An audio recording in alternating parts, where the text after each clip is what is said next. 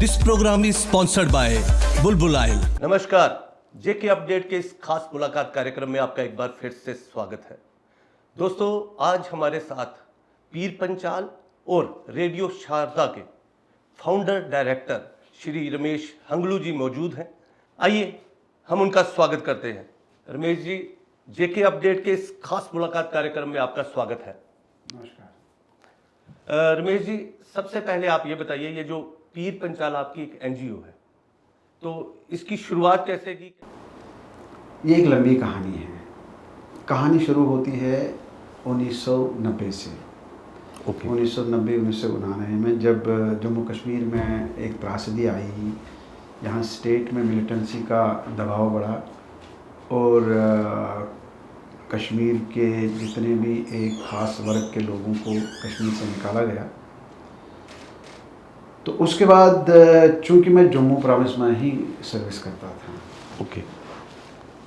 तो 90 के बाद मैं राष्ट्रीय स्वयंसेवक संघ के साथ पहले जुड़ा था। अच्छा, आप आरएसएस के साथ भी जुड़ रहे थे? जी जी। तो जब सारा समाज जम्मू आया तो एक्टिविटी वहाँ बढ़ गई और उस एक्टिविटी में भी हमने काम किया। तो हमारी जिम्मेवारी भी बढ़ गई, जिम्मेवारी बढ़ा दी गई। तो उस सिलसिले में जब आगे बढ़े तो 1994-95 में एक सोच आया कि एक एनजीओ टाइप का गठन किया जाए, ताकि 94-95 तक का सबसे बड़ा जो रोल था कि वो था कि सस्टेन करना लोगों में, क्योंकि जब जर्क लग जाती है, आदमी घर से निकल जाता है तो सड़क पर बैठता है, तो उसको सस्टेन करना, उसको बिठाने के लिए जगह बनानी। फिर उसके बाद सवाल दिमाग में आया कि नहीं, ये जो विरासत छोड़ के आगे, जब ये उस विरासत से निकाले गए, रूट से निकाले गए, तो कभी ना कभी उनके दिमाग से भी उस विरासत के कॉन्सेप्ट भी ख़त्म हो जाएंगे। बिल्कुल सही। यानी कि वो लैंग्वेज के बारे में हो, कल्चर के बारे में, आर्ट के बारे में हो, हिस्ट्री के बारे में हो, रिलीजन के बारे में हो, या अपनी जितनी भी 5-6 हज़ार साल के जितने भी सिविलाइजेशनल चिन्ह हैं उनके बारे में हो, ये ना भूल जाएं। और हमारा अब कर्तव्य बनता है कि उन चीज़ों को रिवाइव किया जाए, एस्टैब्लिश किया जाए। बिल्कुल। तो फिर 94-95 में हम कुछ लाइक माइंडेड लोग, 5-10 लोग इकट्ठे हो गए और हमने एक एनजीओ जिसका नाम Pir Panjal cultural, educational, social, environmental and support, सारे जितने भी एक्टिविटीज़ है, गतिविधियाँ हैं, इसमें जोड़ के, बल्कि इस एनजीओ में आपने कल्चरल को भी, सोशल को भी लिया, सब कुछ, एजुकेशन को भी लिया, एनवायरमेंट को भी लिया, सपोर्ट्स को भी लिया। अच्छा, ठीक है। हर फील्ड में काम करने का मन किया कि हमने काम, सारे लोग हैं, कुछ हर एक फील्ड के एक्सपर्ट्स थे, तो उन सब फील्ड में काम करेंगे। तो ये गठन हुआ 1994-95 में। लेकिन तब तक हमने इसकी रजिस्ट्रेशन नहीं की, जब तक हमने देखा नहीं कि हम ज़मीन पर क्या अच्छी तरह से काम कर पाएंगे या करते हैं। फिर 99 में लगा कि नहीं, अब हम काम करने में सक्षम हैं, सीख गए हैं, तो 99 में इसकी पूरी विधिवत रजिस्ट्रेशन हो। बल्कि आपका कहना यह है कि पहले आपने अपने आप को स्थापित किया कि हम इस लायक बन पाते हैं, तब आपने इसको एक रजिस्टर्ड किया। जी, उसी मतलब क्रम में फिर हमने इसको एस्टैब्लिश किया। और उसी साल हो गया था करगिल युद्ध।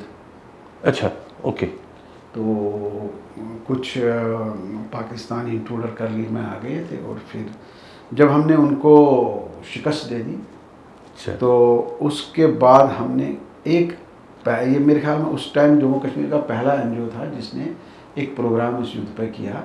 उसका बहुत ही अच्छा रिस्पांस रहा।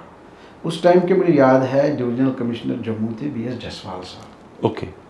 तो वो हमारे चीफ गेस्ट आए थे उस कार्यक्रम के। तो उन्होंने बहुत अच्छी तारीफ करके हमें बोला कि यार, आप ये देखो कितना अच्छे कंसेप्ट को आगे ले रहे हो। तो हमारी उस नाम प्रोग्राम का ही नाम था कि उनको शिकस्त मिली। अच्छा, तो ठीक है। उस करगिल युद्ध के उस प्रोग्राम से हमारी एक बहुत अच्छी पहचान बन गई। बल्कि आपकी पहचान उसी प्रोग्राम से बनी। उस प्रोग्राम से ज़्यादा पहचान बन गई।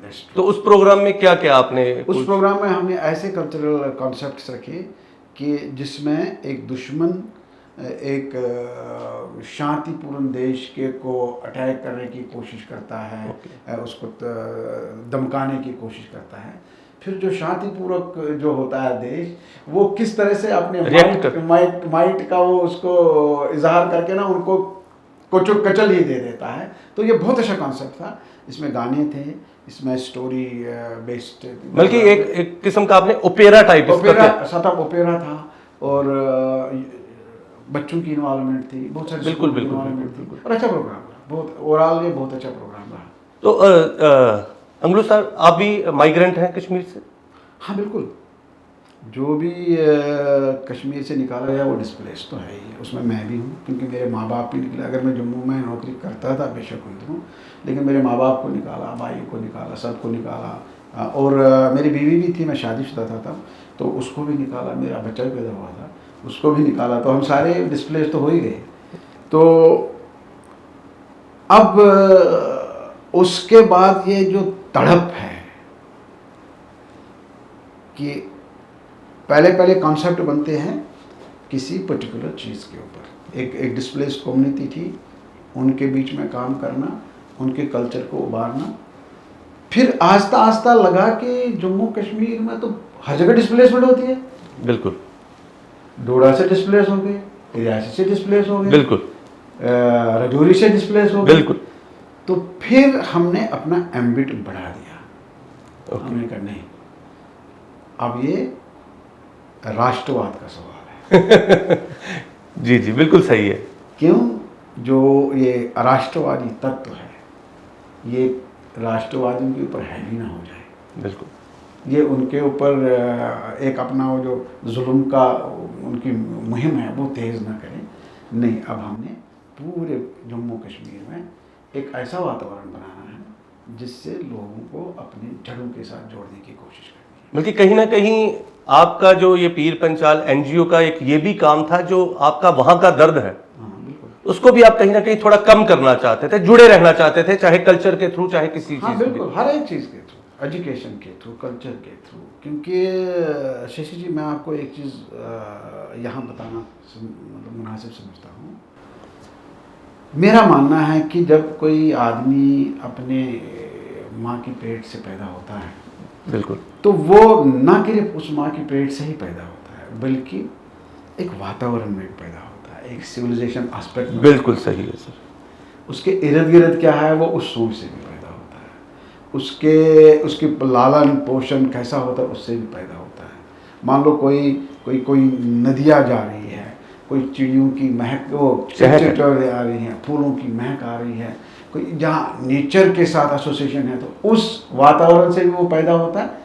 और जो उसके सिविलाइजेशनल रूट्स हैं, बिल्कुल, उसकी पहचान क्या है, सबसे बड़ी जो चीज़ है वो है एक आदमी की पहचान, वो कहाँ से आया है। बिल्कुल, माँ बाप तो ठीक है,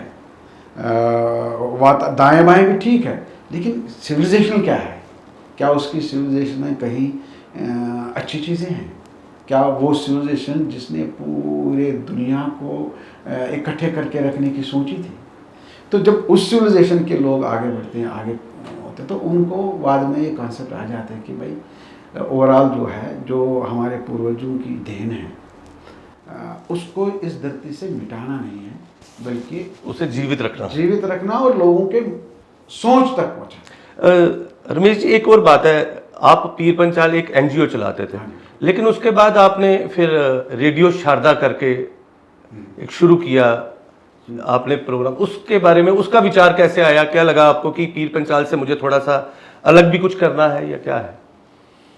देखो शशि जी, ये भी एक अच्छी स्टोरी है, क्योंकि जब हम पीर पंचाल के बैनर से कल्चरल प्रोग्राम करते थे, या कोई भी कल्चरल एक्टिविटी करते थे, या कोई भी अदर देन कल्चरल एक्टिविटी करते थे, उसका फैलाव होता था नेचुरली। जो भी समाज में कुछ चीज़ उभरेगा तो फैलाव तो होगा ही। उसी फैलाव के साथ मुझे 2007 में लंदन यूके से लूटन काउंटी से एक न्योता आया। अच्छा, यूनाइटेड किंगडम से। ओके। तो उस न्योते में ये लिखा था कि you are an cultural activist in Jammu and Kashmir, तो आप यहाँ आइए, यहाँ एक मेला हो रहा है। ओके। तो उसमें हम जम्मू कश्मीर के आर्टिस्टों को पहले से ही बुलाते रहे हैं, और इस साल जो बुलाएंगे, उस साल उन्होंने बुलाया था वहीद जिलानी को ओके। और अमीन भट्ट को। ओके। तो और हाँ, उस साल उन्होंने वहीद जिलानी, अमीन भट्ट और शायद दीपाली वातल भी थी, दीपाली वातल और मुझे भी न्योता आया, क्योंकि मुझे एज सच मतलब मैं आर्टिस्ट तो नहीं था, to be ओके। honest। हाँ जी, हाँ जी। आर्टिस्ट था नहीं, तो मतलब आर्ट के साथ तो वाबस्तगी थी, लेकिन एज आर्टिस्ट काम नहीं करता था, ये मेरे जीन्स में नहीं था। तो अब जब बुलाया गया, तो सच्ची बात कहूँगा कि 2007 में अगर यूके से न्योता आता, आदमी खुशी हो जाता। हाँ, बिल्कुल बिल्कुल बिल्कुल। तो एक सॉर्ट ऑफ रिकॉग्निशन हो गई। हमने जी, सोचा जी। यार अच्छी प्लेटफॉर्म मिली, अच्छा बिल्कुल, रिकॉग्निशन मिला, और ये महान कलाकार है, बड़े कलाकार हैं, इनके साथ जाना, बिल्कुल। ये इसमें भी हमारी भलाई होगी। तो जी फाइनली वो वीज़ा भी मिला, सब कुछ मिला, मैं चला गया। तो उधर उस साल 2007 में एक ओपेरा ले गए थे, वो हबा खातून का। ओके। लेकिन उसमें जो हबा खातून के हस्बैंड का रोल था, वो मुझे बहुत कंपेल किया कि आप ये करो रोल, तो मैंने नहीं किया। अच्छा, नहीं किया। तो फिर वो वहीद जिलानी को करना पड़ा। ओके। तो लेकिन एक अच्छी बात हो गई कि वहाँ जब हम गए तो वहाँ हमें लोकल रेडियो स्टेशंस पर इनवाइट किया गया, लोकल टीवी स्टेशंस पर इनवाइट किया गया, क्योंकि जब बाहर के लोग आते हैं तो उनको भी लगता है कोई नई स्टोरी बनेगी। तो जब रेडियो स्टेशन पर इनवाइट किया गया इंटरव्यू के लिए, वो इंटरव्यू वगैरह थे, तो मैंने फिर उससे पूछा, वो जुल्फ़िकार अहमद था, वो पीओके के डिस्प्लेस थे, वो लंदन में ऑलरेडी सेटल है, उनको हो गई लगभग 50-60 साल हो गए होंगे सेटल को। तो मैंने उससे पूछा कि यार ये व्हाट इज़ दिस रेडियो, ये है क्या? ओके। तो उन्होंने मुझे समझाया कि ये कम्युनिटी रेडियो होता है, गवर्नमेंट लाइसेंस देती है, क्योंकि हमें अपनी कम्युनिटी में काम करने के लिए गवर्नमेंट इस चीज़ का लाइसेंस देती है कि इनका कल्चर जो है उस पर काम करो, इनकी जो बाकी सिविलाइजेशन आस्पेक्ट्स है उस पर काम करो, ताकि ये डिस्ट्रिक्ट ना हो जाए, ख़त्म ना हो जाए। तो ये एक इंस्पिरेशन थी मेरे लिए। मैंने कहा यार ये अच्छी चीज़ है। ओके। तो रमेश जी, ये तो आपने पहली बार की बात बताई जब आपको न्योता आया। हाँ, बट मैंने सुना है, जहाँ तक हम आपके बारे में जानते हैं, उसके बाद तो आपके फिर चक्कर लगते ही रहे। हाँ, उसके बाद मैं 9 बार गया यूके। अच्छा, यूके, क्या बात है। तो 9 बार गया, तो फिर मैं ही थक गया क्योंकि बार बार जाना, और घर से भी एक 1.5 महीने के लिए मैं जाता था, तो 1.5 महीना बैठना, और पूरा यूके देखा हुआ है, और हर जगह इनवाइट किए गए हैं। तो उसके बाद जब मैं दूसरी बार गया, एक अच्छी बताऊंगा, दूसरी बार गया तो उस ईयर में उन्होंने बुलाए थे 4 आर्टिस्ट। एक बुलाया था धनंजय कोल, दीपाली वातल और आफाक गड्ढा, और एक मुझे बुलाया था। मैं आर्टिस्ट नहीं था, मैं एक कल्चरल एक्टिविस्ट था। तो जब उधर गए तो एक ओपेरा लेके गए थे लोग, तो ये मुझे पता नहीं, उन्होंने यही रिकॉर्ड किया था। अच्छा। I had no knowledge about opera क्या है, रिकॉर्ड क्या किया, वो उन्होंने यही स्टूडियो में, इनफैक्ट आफाक ने उसको राइटअप किया था, दीपाली और धनंजय ने गाया था उसको बहुत अच्छी तरह से, बहुत मज़ेदार गाया था, और उसके बीच में स्टोरी भी थी। तो यहीं से वो रिकॉर्ड करके गए थे, उधर सिर्फ प्ले करना था, प्लेबैक करना था और एक्टिंग करनी थी, और जो डायलॉग थे स्टेज में वो बोलने थे। Okay okay okay. तो उधर भाई साहब जब हम पहुँचे तो धनंजय का वीज़ा नहीं मिला। अच्छा, धनंजय कोल का वीज़ा ही नहीं मिला। ओके। अब जब वीज़ा नहीं मिला तो लूटन मेला था, जुलाई में था, तो जिस दिन वो लूटन मेला था उस दिन तक धनंजय कोल का वीज़ा ही नहीं हुआ। तो 3 दिन पहले मुझे डॉक्टर गंजू थे, वो जुल्फ़िकार थे, उन्होंने बुलाया, कहा रमेश आपको एक्टिंग करनी पड़ेगी। तो मैंने कहा यार पिछली बार भी तो मैं स्किप कर गया था, मैंने बोला था मुझे एक्टिंग के साथ ज़्यादा उतना उठना बैठना नहीं है। तो उनने कहा नहीं भाई, अब तो स्टेज हमने सारा अनाउंस हो गया, धनंजय का वीज़ा नहीं है, तो करेगा कौन? बल्कि अब तो कोई चारा ही नहीं है। चारा नहीं है। अच्छा, अब हम यहाँ से भी लोकल किसी को ले लेते हैं, उसको लैंग्वेज आती नहीं है। बिल्कुल।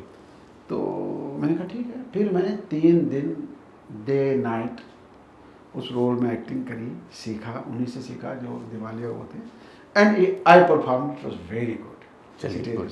और उसके बाद उसी इंसिडेंट्स, उसी को हमने रिपीट करना था नेहरू सेंटर लंदन में। Okay, good. Nehru centre London में बहुत बड़ी मतलब स्टेज होती है Yes, yes. आर्टिस्टों के लिए। तो जब उसको उधर ओपेरा करना था, to my good luck Dhananjay का वीज़ा हो गया था। अच्छा। अब धनंजय आ गया था, मैंने कहा चलो ठीक है, नाउ आई एम फ्री ना। तो मैंने तो जो अपना रोल है वो करना है। तो उसके बाद आफाक ने कहा कि मुझे ये रोल नहीं सूट करता है, मैंने इनफैक्ट पता नहीं क्या हो गया, तो उसने उन पर ऑर्गेनाइजर्स पर स्ट्रेस किया, नहीं आप ये भी इसी को, ये मेरा रोल करेगा। तो मैंने अच्छा, वैसे मैं कहूँ मुझे ऐसे लग रहा है जैसे आपको उन्होंने स्टपनी के तौर पे यूज किया। बिल्कुल बिल्कुल, it was like a stepney. अब जब था ही नहीं, अवेलेबल ही कोई नहीं था, लैंग्वेज नहीं कोई बोलता था, तो फिर मुझे वो रोल भी नेहरू सेंटर में करना पड़ा।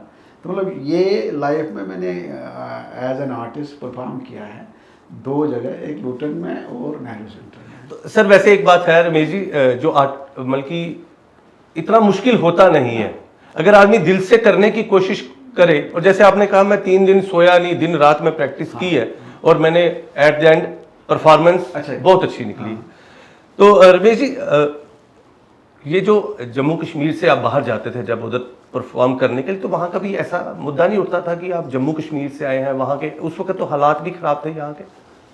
नहीं, ऐसा मुद्दा नहीं उठता था, कुछ एक्सेप्शंस के बगैर। एक्सेप्शंस के बगैर ये था कि मान लो, मुझे पूरा ये याद है, एक बार हम गए नैनीटन। ओके। तो नैनीटन में एक परफॉर्मेंस थी शाम को, कुछ ज़्यादा नहीं, वो दीपावली वगैरह वही परफॉर्म करते थे। तो उसमें आफाक आया था। ओके। क्योंकि आफाक तो जम्मू कश्मीर का था। जी जी। लेकिन वो जो गैदरिंग थी उसमें मतलब मेजॉरिटी हिंदू लोग थे। ओके।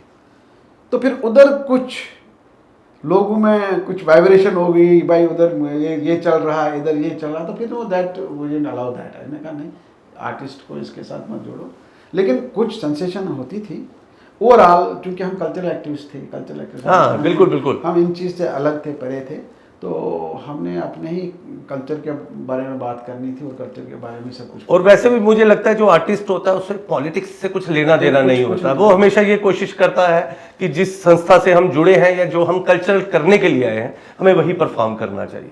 हाँ, अच्छी बात है। और मुझे मतलब बहुत मैं गौरवान्वित महसूस करता हूँ कि मुझे शेक्सपियर के घर भी जाना मतलब मेरा पॉसिबल हुआ। मैं उस घर में कोई 1 घंटा मैंने मेडिटेशन की खुद। अच्छा। तो मतलब फिर क्योंकि नानीतन से नज़दीक पड़ता था वो, उनका शेक्सपियर जहाँ पैदा हुए हैं, तो उधर मैं कोई 4-5 घंटे, हमारी एक जो होस्ट थी उधर डॉक्टर कृष्णा भान, ओके। तो उसने मुझे अपनी गाड़ी में कहा, मैंने उसको कहा कि मुझे बड़ा शौक है कि मैं शेक्सपियर के अच्छा जाऊँ, उसके घर में रहूँ। उसने कहा हाँ ले जाता हूँ आपको, तो ले जाती हूँ। तो she did it for me. और मतलब ऐसे ऐसे चीज़ लाइफ में मिले देखने को, बड़ा अच्छा आया, आनंद ही आया।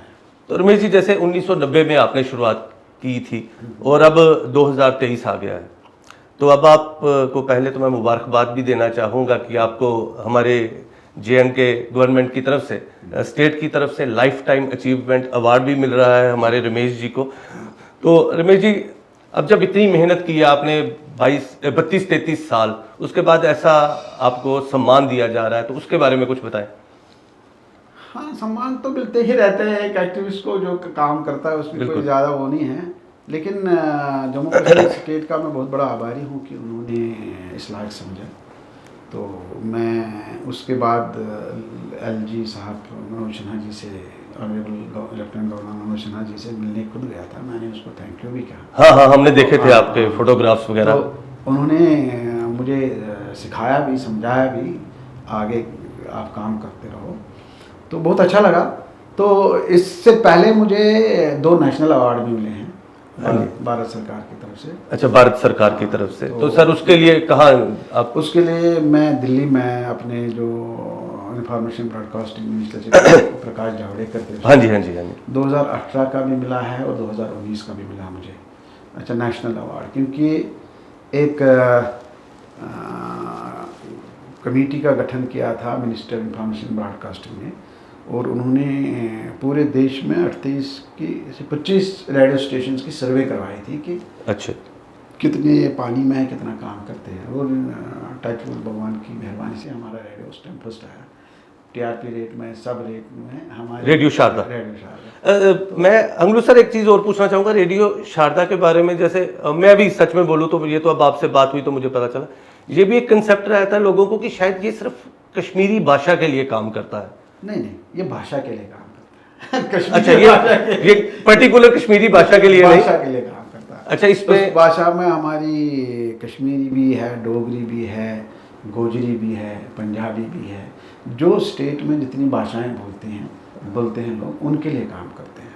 अच्छा। और मतलब मैं आपको ये बोलूँ, हाँ 50% से ज़्यादा चंक जो है वो कश्मीरी में चलाते हैं, क्योंकि उसका रीज़न ये है कि जो लोग डिस्प्लेस हुए हैं वो किसी दूसरी जगह पर रहन सहन कर रहे हैं, ताकि वो उस भाषा को ना भूले। तो इसलिए बाकी 2 घंटे हम डोगरी के लिए भी चलाते हैं, एक पंजाबी के लिए चलाते हैं, और हिंदी में हम चलाते हैं 1-1.5 घंटे का प्रोग्राम दिन को, जो बहुत ही प्रसिद्ध प्रोग्राम है। क्योंकि मैं आपको इसमें एक मतलब एक एनेक्डोट ही बताऊँगा।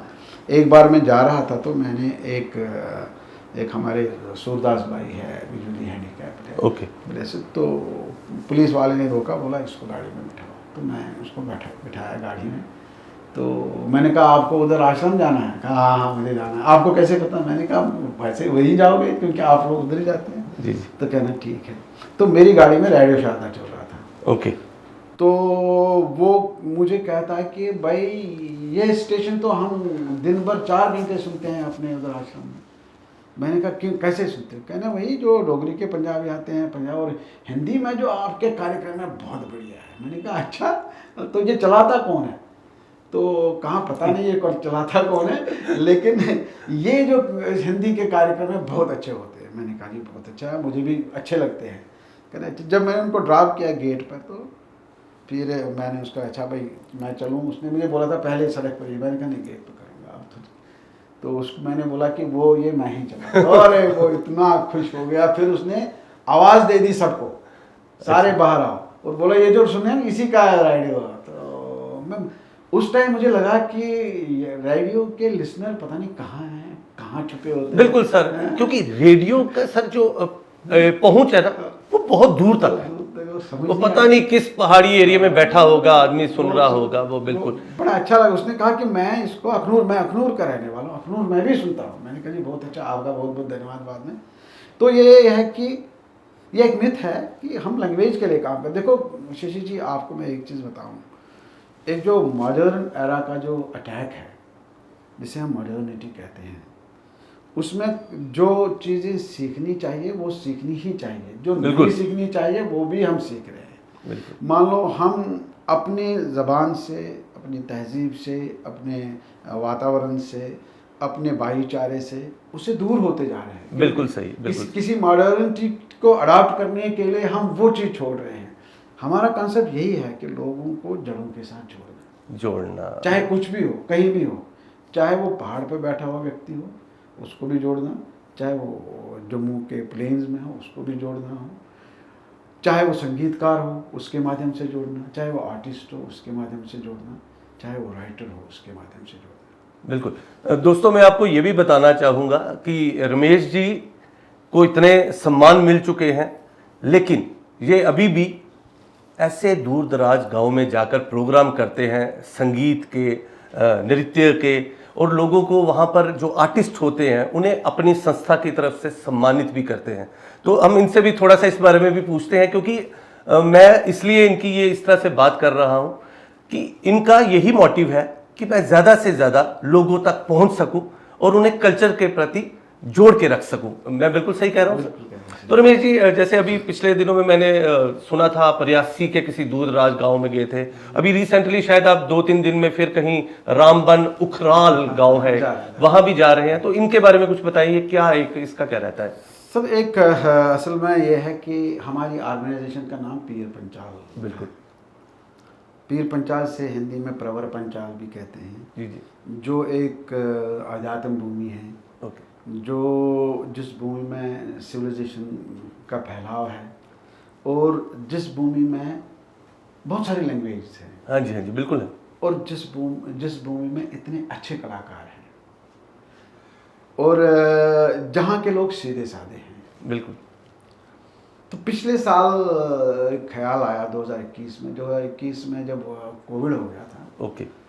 तो लोग तो क्या कह रहे थे, यहाँ तो शहरों में तो बड़ी ज़बरदस्त वो अफवाह चलती। बिल्कुल बिल्कुल। तो मेरा एक दोस्त था उधर पीर पंचाल बेल्ट में नौकरी करता था, तो मैंने उससे पूछा भाई उधर क्या होता है? उधर तो ऐसा कुछ नहीं है यार, ठीक ही है, लोग तो चलते रहते हैं। मैंने कहा यार मैं 5-6 दिन आऊँ, कहना आ जाओ यार, क्या बात है। अच्छा। तो मैं 7-8 दिन गया। ओके। तो मैंने देखा यार पहाड़, क्या बात है, मज़ा आया मुझे। फिर मुझे उधर एक जो पहाड़ी एक आदमी बांसुरी बजाते हुए अपने खेत में मिला। मैं बड़ा इम्प्रेस हो गया। मैंने कहा यार इनके पास आर्ट है, कल्चर है, तो इनको प्रमोट करने के लिए कोई नहीं आता। बिल्कुल कोई नहीं है। तो मैंने उसी दिन ये छान ली कि इस बेल्ट में काम करना है। ओके। तो यहाँ आया, सब लोगों को बिठा के क्या किया, किसी अपने दोस्त से भी बात करी, भाई कभी मदद की ज़रूरत होती है करोगे? तो कहना ठीक है, कोई बात नहीं। तो उस दिन ये समझा कि इस पीर पंचाल बेल्ट में 11 डिस्ट्रिक्ट आते हैं जम्मू कश्मीर के। 11 डिस्ट्रिक्ट। और सोचा कि नहीं, इनमें काम करना है जो भी हो जाए। तो पहले जनाब हमने संगलदान से एक गांव दूर है ब्राला, तो संगलदान से कोई 30-32 किलोमीटर ब्राला, वहाँ मतलब कोई गया ही नहीं होगा आज तक। कुछ मुझे लगता है कि पता नहीं एडमिनिस्ट्रेशन जाती है नहीं जाती है, क्योंकि वहाँ की जो BDC है, ब्लॉक डेवलपमेंट कमेटी की चेयरपर्सन, वो लेडी थी एक, उसको भी लिया था। तो उसने सिंसियरली स्टेज पे कहा कि मैं पहली बार आया हूँ यहाँ। ओके। तो वहाँ जब कैंप हुआ तो लोग इतने एक्साइट हो गए। बिल्कुल सर, होना ही। और ऐसे आर्टिस्ट, स्कूल के बच्चे, ऐसे आर्टिस्ट जो लोग वहाँ के जो बांसुरी बजाते हैं, ऐसे आर्टिस्ट जो अपनी लैंग्वेज में गाते हैं, पहाड़ी में गाते हैं, तो उनके लिए तो नया ही सपना था। तो उसके बाद वो जो डिस्ट्रिक्ट रामबन की डिस्ट्रिक्ट डेवलपमेंट चेयरपर्सन थी डॉक्टर शमशादा शाह, तो उसने कहा सर अब आप तो यहाँ किया, अब मेरे उधर भी करो, उधर गूल में वो ज़रूरी करना है। अच्छा। फिर तो मैंने कोई बात नहीं करेंगे, फिर गूल में किया। उसके बाद सोचा यार डूडू बसंतगढ़, उधर के लोग बेचारे उधर गए, कोई जाता ही नहीं है, तो मन में आया क्यों डूडू जाए। फिर डूडू में किया। उधर भी कि मैं क्या बताऊंगा, और मतलब ये उधर बलवंत सिंह मनकोटिया भी आए थे वो। अच्छा। हाँ। तो वो कह रहे हैं यार हम साहब कर क्या रहे हो आप। तो मैंने कहा यार जो सरकारें नहीं करती हम कर। हाँ बिल्कुल। तो डूडू बसंतगढ़ के बाद सोचा कि रियासी डिस्ट्रिक्ट में अभी एंटर नहीं हुए, तो रियासी से 120 किलोमीटर दूर पड़ता है। Oh my God. एक जगह है वहाँ टनल खुलती है, रियासी को टनल निकलती है, जो कश्मीर के लिए बड़ी टनल जो बनाई, यहाँ पुल बना है, उधर से वो टनल जो वो खुलती है उधर उसी गांव में। ओके। तो हमने सोचा उधर ही करेंगे। पहले लोगों ने कहा था नहीं इस टनल पे करो प्रोग्राम, मैंने कहा नहीं यार ये टनल खुलती कहाँ है, क्या उधर यार उधर के लोग तो बिल्कुल ही, वो तो भगवान से प्रार्थना में ही। तो उधर गए जी, उधर कोई 500-600 लोग जमा हो गया और इतना अच्छा प्रोग्राम हुआ, लोकल आर्टिस्ट इतने खुश हो गए। बिल्कुल सर, बिल्कुल। और अब हम सोच रहे हैं कि पोगल परिस्तान बेल्ट में एक करेंगे, वो करेंगे, जरूर करेंगे। अभी 2-3 दिन में है प्लान है, करेंगे 2-3 दिन में, वो सारा फिक्सअप हो गया है। और मैं बताऊंगा एक चीज़ शशि जी की, ये जो 5-6 कैंप हमने किए हैं ना, हमने 100 आर्टिस्ट उभारे, 100 आर्टिस्ट। उनमें से कुछ लोग हैं, एक आर्टिस्ट है उसके 1.2 लाख फॉलोअर्स हैं। अच्छा। हाँ, उसको कोई जानता ही नहीं था यहाँ जम्मू कश्मीर में, लेकिन 1.2 लाख फॉलोअर्स है। और उसके साथ दूसरा एक आर्टिस्ट है जिसके लगभग 30,000 यूट्यूब फॉलोअर्स हैं। वाह। और उन बेचारों को JNK में कोई जानता नहीं था। ये मतलब फिर हमने जब उसको थोड़ा सा फ्लिप दे दिया, उठाया, तो फिर वो दिल्ली किसी टूर के पास साथ गया था। तो और इसके साथ साथ हमने एक बार यहाँ जम्मू में एक कल्चरल प्रोग्राम किया था, वो ड्रामा एक किया था। उस दिन हमने रामबन से वो थाली डांस वाली पार्टी लाई थी। अच्छा। हाँ, बहुत मशहूर है उधर का थाली डांस। लेकिन वो थाली डांस अभी तक जम्मू एकेडमी या बाकी इंस्टीट्यूट में आया ही नहीं था। अच्छा। उसके बाद उन थाली डांस वालों को भी रिकॉग्नाइज किया गया कि उनको भी कहीं आगे एकेडमी में बुलाया। फिर क्या नाम है, डिस्ट्रिक्ट प्रोग्राम्स में बुलाया, लेकिन बहुत ज़बरदस्त थाली डांस है उधर रामबन का। और हमारा कॉन्सेप्ट ही है कि जम्मू में बहुत सारे लोग काम करते हैं और करने भी चाहिए। हमारा मानना है कि भाई ये जो कल्चर है ये जम्मू सिटी और श्रीनगर सिटी तक ही महदूद ना हो। बिल्कुल सही है। अगर इसको अच्छी तरह से उभारना है तो गांव-गांव जाना पड़ेगा। तो दोस्तों आप ये बात समझ सकते हैं, अभी तो इन्होंने सिर्फ यूके की बात की है, श्रीलंका, जर्मनी, ये पूरी दुनिया घूम के आ चुके हैं। लेकिन आप इनकी देखिए एक सोच है कि मुझे गांव-गांव तक पहुंचना है। अपने पीर पंचाल एनजीओ की तरफ से जो एक टैलेंट है उसे उबार कर वापस बाहर भी लाना है। तो रमेश जी, ये तो आपकी बहुत अच्छी सोच है कि आप इतनी दूर दूर से टैलेंट खोज कर ला रहे हैं, क्योंकि मैंने जहां तक देखा है कि लोग हर वक्त अपने आप को ही ऊपर लाने की कोशिश करते हैं और बड़े कम लोग होते हैं जो इतनी दूर जाना बहुत मुश्किल है सर। जैसे आपने बताया कि 120 किलोमीटर रियासी से भी ये आगे, बहुत, तो वहाँ वो अगर आप देखोगे हम कैसे चले गए, रास्ता ही नहीं था, हमारी गाड़ी पानी वानी में जाके गई, तो फिर भी हम एडवेंचर तो ये दोस्तों ये सही है, ये नेक्स्ट टू इम्पॉसिबल है इतनी दूर पहुंचना। तो मैं सर स्पेशल आपको कांग्रेट्स करूंगा और थैंक्स भी करूंगा कि आप इतनी दूर तक जा रहे हैं और हमारे जो टैलेंट है उसे खोज कर ला रहे हैं। तो सर मैंने बहुत, आप तो ये चलिए अब ये भी हो गया, मैंने आपके बहुत बहुत प्रोग्राम्स के नाम सुने हैं। आपने एक बार जगजीत सिंह जी को भी जम्मू में बुलाया था। हाँ, हमने 2009 में जगजीत सिंह का प्रोग्राम यहाँ किया था हरी निवास में। ओके। तो वो जो प्रोग्राम था उसमें हमने चीफ मिनिस्टर थे उस टाइम गुलाम नबी आज़ाद साहब। अच्छा, आज़ाद। तो उसको लेटर भेजी थी ऑफिस में कि भाई हम ऐसा प्रोग्राम कर रहे हैं, तो आप आइए या उस प्रोग्राम के चीफ गेस्ट बनिए। लेकिन ऑफिस का रिस्पांस नहीं आया, शायद कहीं ऑफिस में इधर उधर रही होगी लेटर। उसके बाद हमने यहाँ के जो एफएम चैनल है, किसी एफएम चैनल के साथ हमारा था राबिता, तो उन्होंने उस पर प्रोमो चलाने शुरू कर दिए। ओके। जगजीत सिंह जम्मू में, जगजीत सिंह जम्मू में। तो चूँकि चीफ मिनिस्टर उस टाइम के चीफ में गुलाम नबी आज़ाद साहब की बीवी तो बहुत बड़ी गायिका है। बिल्कुल है, बिल्कुल। उन्हें सुना होगा। हाँ जी। उन्हें आज़ाद साहब का ध्यान खींचा होगा उसकी, और जगजीत सिंह आ रहे। और फिर आज़ाद साहब ने स्टेज पर भी बोला कि जब मेरी शादी की पहली पार्टी तो उसमें जगजीत सिंह का ही प्रोग्राम था। तो चीफ मिनिस्टर ऑफिस से मैं गाड़ी चला रहा हूँ, मैंने गाड़ी रोकी, ऑफिस फ़ोन आ रहा, तो हम चीफ मिनिस्टर ऑफिस से बोल रहे हैं। मैंने कहा बताइए, हुक्म कीजिए। नहीं, आप सेक्रेटरी आ जाओ। अच्छा। मैंने कहा सर किस सिलसिले में, क्या कोई खता नहीं, आप क्या जगजीत सिंह जी जम्मू आ रहे हैं तो हमारे ऑफिस को पता नहीं। मैंने कहा सर एक लेटर आपके गई है, वो पता नहीं। फिर अल्टीमेटली मैं गया तो मुझे पता था कि चीफ मिनिस्टर साहब आएंगे, तो मैंने लेटर लेके ही गया था कि भाई ये दूसरी लेटर है। तो फिर उस प्रोग्राम में हमारे चीफ मिनिस्टर साहब चीफ गेस्ट के रूप में आए थे। अच्छा। और बहुत ही अच्छा प्रोग्राम रहा जगजीत सिंह का, बहुत ही वेरी सर वो उनकी तो दुनिया कदरदान है जगजीत सिंह जी की। हाँ। और जैसे सर आपने बात की गुलाम नबी आज़ाद साहब की मिसिस की, तो वो खुद भी गायिका है, तो गायिका का एक रुझान भी होगा उस तरफ कि वो जगजीत सिंह जी आए और वो उनके बारे में ना उनकी बात हो, तो ये तो हो ही नहीं सकता। गजल के बादशाह है, तो अब बादशाह से सभी मिलना चाहते हैं, जगजीत सिंह थे। तो अंगलू सर अभी आपकी लेटेस्ट वैसे बात भी हुई, जो एलजी साहब ने आपको बुलाया था, तो आपकी कुछ बात हुई, तो उन्होंने क्या कहा है फर्दर? कुछ उनका कुछ स्पेशल कुछ अटेंशन है किसी की तरफ, या वो आप पे ही फोकस है कि जो आप कर रहे हैं वही अच्छा है? नहीं, उन्होंने हमारी काम को सराहा। अच्छा, ठीक है। और चूंकि एक कड़सी काल थी, मैं उनको धन्यवाद देने गया था। Okay, good. तो उन्होंने कहा ऐसे ऐसे कल्चरल एक्टिविटीज स्टेट में आए, काम करें।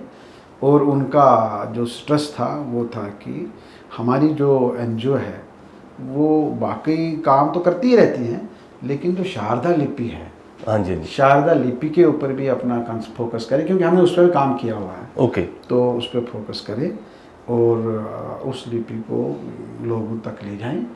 तो क्योंकि हमारे अभी हज़ारों मैनस्क्रिप्ट्स होंगे जम्मू कश्मीर में या जम्मू कश्मीर से बाहर के लाइब्रेरीज में, जो अभी ट्रांसलेट नहीं हुई हैं, जो शारदा लिपि में है। ओके। तो इसलिए उनका फोकस भी यही है कि भाई एक हमारी विरासत है जो अभी लोगों तक नहीं पहुंच रही है, अब आप काम कीजिए शारदा लिपि पर, लोगों तक पहुंचाए ये लिपि, ताकि इसमें एक्सपर्ट निकले और मैं इसको ट्रांसलेट करें। और हंगलू सर, ऐसा भी होता है जब हमें अप्रिसिएशन मिलती है और अगर हमारे काम को सराहा जाता है तो कहीं ना कहीं थोड़ा सा मोराल जो है थोड़ा अप भी हो जाता है। हाँ, लगता है आदमी को कि कोई प्रशंसक है। हाँ जी, प्रशंसक है। किसी ने समझा अच्छा कि भाई ये काम भी अच्छा है, तो हमें लगता है कि करना चाहिए अब। बिल्कुल बिल्कुल से करना चाहिए। हंगलू सर, बहुत सारी बातें हुई हैं हमारी, वैसे तो काफ़ी बातें हैं जो अभी ख़त्म भी ना हो, लेकिन आप मुझे ये बताइए कि अब फ्यूचर प्लानिंग क्या है आपकी? कुछ स्पेशल कुछ सोचा है या अभी जैसे चल रहा है? नहीं, अब जैसे मैंने कहा ना, अब साल भर के बाद एक प्रायोरिटी चेंज हो जाती है। जैसे हमारा फोकस है अभी पीर पंचाल 11 डिस्ट्रिक्ट्स पे। ओके। अभी हम 2-3 डिस्ट्रिक्ट्स पे तो पहुंच गए, लेकिन हमारा फोकस अब यही रहेगा कि जम्मू कश्मीर के गांव में जाना। ठीक है। क्योंकि गांव का सोच दुनिया तक पहुंचाना है। बल्कि आपका कहना है कि आप कश्मीर के गांव में भी हाँ, जाएंगे? बिल्कुल, जम्मू कश्मीर की बात कर रहा हूँ। बिल्कुल। इनफैक्ट अगर मौका मिले पूरे भारतवर्ष के गांव में जाएंगे। तो लेकिन यह है कि एक जो त्रासदी आई है पिछले 10-30 साल से जम्मू कश्मीर स्टेट में, कहीं कहीं माइंडसेट चेंज हो गए हैं, कहीं कहीं माइंडसेट में बदलाव जैसा हो गया है, कहीं कहीं सुन्न पड़े हैं लोग। उनको रिफ्रेश करना, उनको खुश करने की कोशिश करना, उनको अपने ज़मीन के साथ जुड़ने की कोशिश करना, उनको राष्ट्रवाद के साथ जुड़ने की कोशिश करना, उनमें देशभक्ति, देश प्रेम, जड़ों के साथ जुड़ना, संस्कारों को उबारना, अपने बच्चों को संस्कार देना, इस दिशा में काम करेंगे और करते रहेंगे। तो दोस्तों, आप ये सुन रहे हैं, रमेश हंगलू जी ने बहुत काम किया है और अभी भी ये यही कह रहे हैं कि जम्मू कश्मीर में तो ये गांव-गांव तक जाएंगे। मुझे लगता है जम्मू कश्मीर को जब कवर कर लेंगे, और ये मुझे पूरी उम्मीद है कि ये पूरे जम्मू कश्मीर को कवर करेंगे, और उसके बाद ये भारतवर्ष के लिए भी निकलेंगे और दूर दूर तक जाएंगे और जहां पर भी हमारी कला है उसको उबार कर बाहर लाएंगे। तो रमेश जी, जेके अपडेट के इस खास मुलाकात कार्यक्रम में आने के लिए आपका बहुत बहुत शुक्रिया, बहुत बहुत धन्यवाद। Thank you. मैं लास्ट में एक बात आपसे कहना चाहूँगा कि ए मेरे पाँव के छालों, इतना उगलो कि आने वाले समय में कोई सरफरोश आपके निशान मांगेगा। क्या बात है सर, क्या बात है सर। धन्यवाद सर। बहुत बहुत धन्यवाद आपका। Thank you. जम्मू कश्मीर की खबरों के लिए जुड़े रहिए जेके अपडेट के साथ।